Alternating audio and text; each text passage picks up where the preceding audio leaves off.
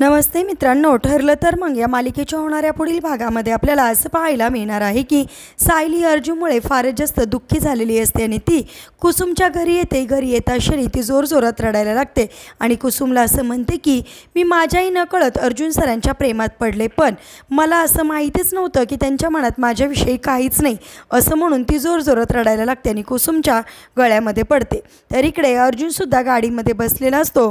त्याच्या मोबाईलमध्ये असणारा सायलीचा फोटो तो बघतो आणि तो सुद्धा रडत रडत असा बोलतो की मिसेस सायली, मला तुम्हाला माझी बायको म्हणून मिरवायचं होतं, परंतु तुमच्या मनात माझ्याविषयी काहीच नाही, असं म्हणून तो सुद्धा रडायला लागतो. म्हणजेच आता सायली आणि अर्जुनमध्ये फार मोठा गैरसमज झालेला असतो.